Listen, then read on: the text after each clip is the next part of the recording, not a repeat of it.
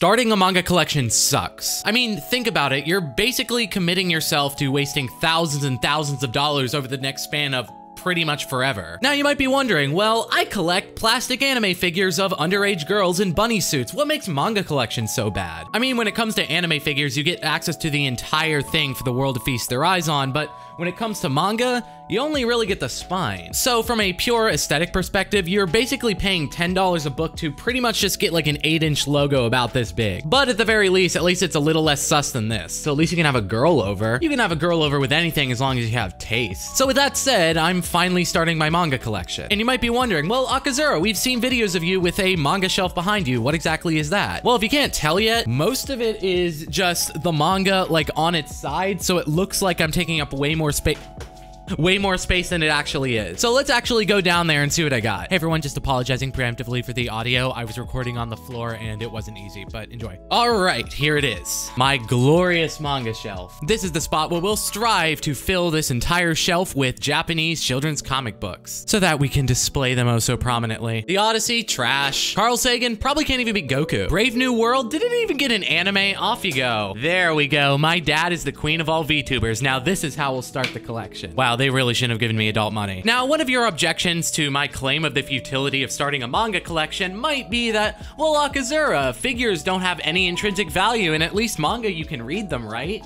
So they must be a better investment. Well, sure, I can grab a random manga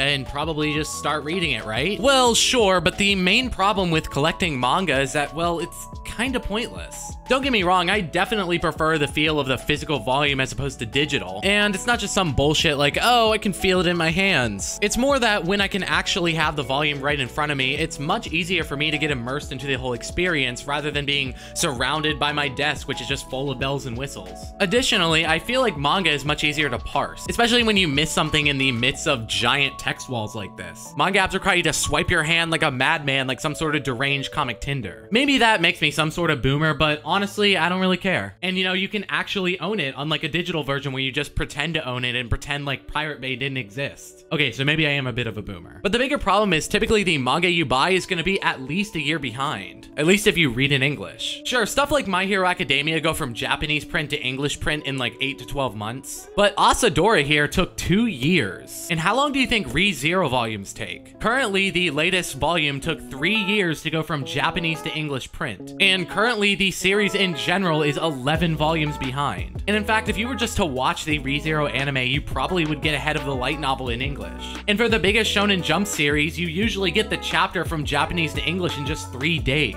But for some reason, it can take over a year to get the actual volume. So unless you're cool being like a decade late to an entire series, you're kind of just wasting your time. All right, now that I pooped on manga collection enough, let's get to the manga haul. All right, so first up we have Bakuman. I got Bakuman as part of my project of owning everything Takashi Obata has ever drawn. Because honestly, Takashi Obata's art is freaking fantastic, and it sucks that sometimes he gets attached to average projects. But this is not one of those average projects. Now, the whole characters learning to make manga thing is not exactly a new trope in manga or anime, but I think this does it the best, primarily because it's so brutally realistic as to how it works. One thing I really got to note about this series is that every time you get to some sort of cliffhanger in the series or they're waiting for a call, I don't think I've ever had a situation where I had my toes curled so hard waiting for something. Like, they were just waiting for a phone call as to whether their one-shot got into Shonen Jump, and the whole time I was like, Jesus Christ, just tell us already! So far, I'm only 4 volumes into this series, but I am so looking forward to reading the entire thing, and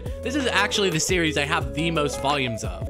So I already made a video about the Black Clover volume I got, so you can actually go back and watch that if you want. But overall, I don't think that Black Clover is a bad shonen by any respect. I mean, everything in Shonen Jump is pretty good. My problem is that I think that Black Clover is really just a combination of like every single shonen trope that has ever happened. I am going to get more, and this is the series that of all the series I've pointed out on my TikTok or my YouTube, people have said, you gotta keep reading, you gotta keep reading, you gotta keep reading. So yes, I will keep reading it.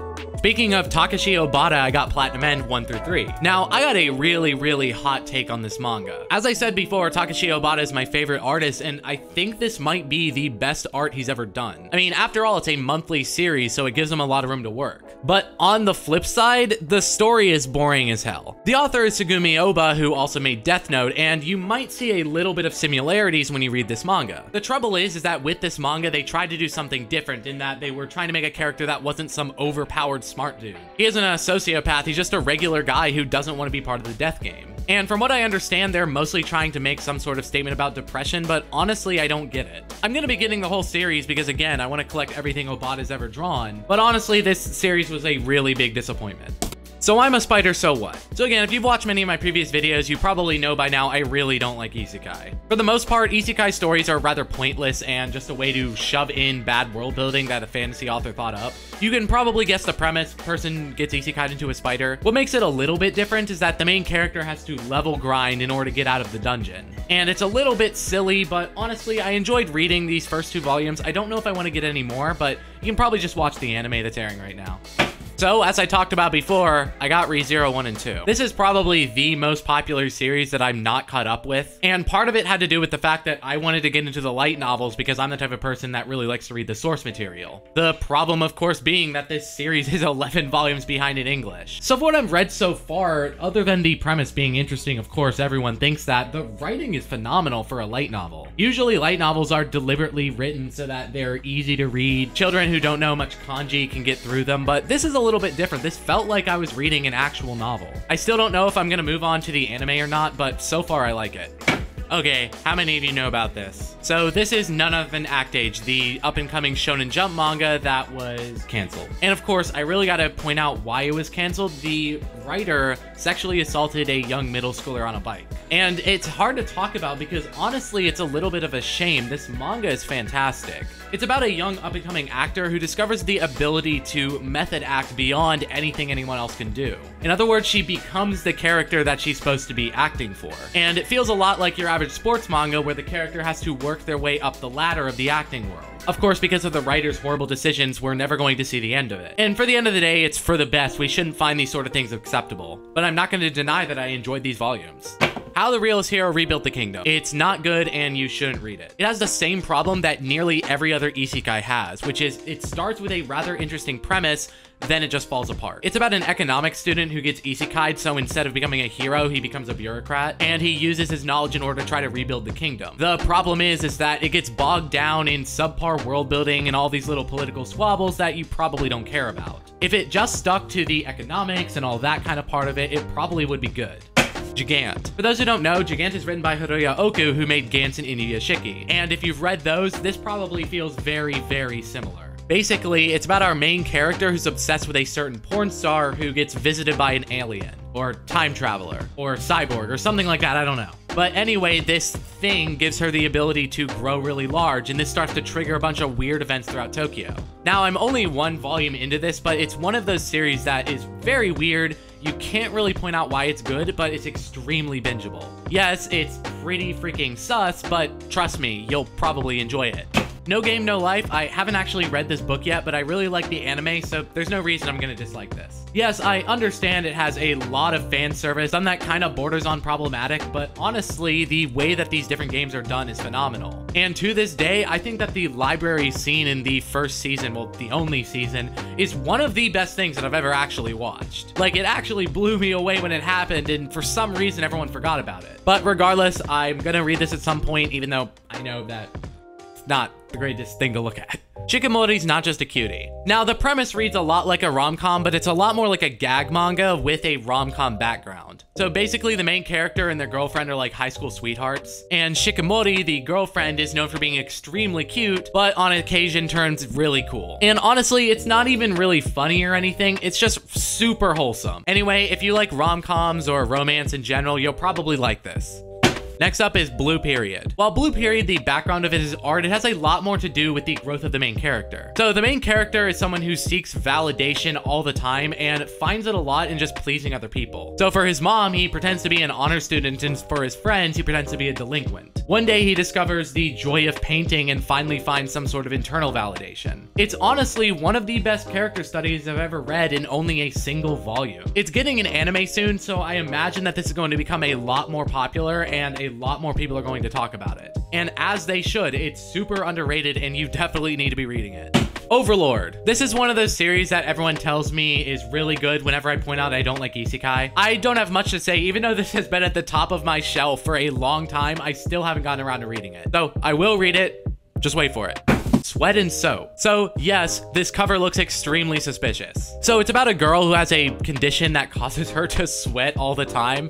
No, stick with me. And basically, this guy is a fragrance designer at her work and is extremely attracted to the sweat. No, stay safe. It's actually a really good romance story. Like, it's super wholesome, a super healthy relationship. You don't see that at all in manga, and I highly recommend it. It's mostly just about breaking through insecurities and that kind of thing, but honestly, wow, I think they're just clickbaiting with this cover. Cube Arts is actually Sword Art Online, but in Minecraft. I really don't have to talk anymore because that's literally what this is. It's Sword Art Online, but they're in Minecraft instead. So these are some random trash manga that I haven't gotten around to yet. We'll just put them on now. As we talked about, Asadora from the writer of Monster. If you were looking for something more akin to like 21st Century Boys, this probably isn't going to be it. It's much more of an examination of post-war Japan, and you're gonna have to like that kind of stuff. Now, there certainly is a little bit of a supernatural / conspiratorial background to this, but not nearly as much as Monster or 21st Century Boys. That being said, it's a super interesting character study, and if you're willing to put past the fact it's not as fantastical as some of the other series, then you should probably pick it up. Ah yes, Chainsaw Man. This is the series that everyone keeps saying is the next big thing. They say that it is one of the most interesting and most goated series they've ever read, and honestly, I just thought it was okay. Like, I really didn't think it was bad. I didn't think it was all that unique either. Like, I can tell it's not just going to be a generic battle shonen, but I didn't see the underpinnings of all that much of an interesting plot. But I am gonna keep reading it because, you know, there's only a couple volumes right now out in English, and enough people's hyped this shit up that I kinda gotta pick it up. Star Wars Leia. Yes, I'm serious. So this is based off an English Star Wars book of the same name, so it's not a manga original, but I can judge it by itself because I haven't read that, and wow, this is actually really good. I know a lot of people have problems with modern Star Wars canon, but trust me on this. This is a really good take on her background. It's about her slowly figuring out about the Rebel Alliance and all of that kind of thing, and even if you're not a fan of Star Wars, even if you're just a manga fan, you will probably like this. Highly recommend. Tony Takazaki's Neon Genesis Evangelion. So this is a gag manga set in the Evangelion universe. And if you look closely there, you have Unit 1 eating a bowl of ramen. Now, it's mostly weird stuff like that, gag jokes, poop jokes, fart jokes, that kind of thing, but in Evangelion. So I haven't read it yet, but it definitely piqued my interest. And finally, Manga Dogs. It's Bakuman, but gay. That's it.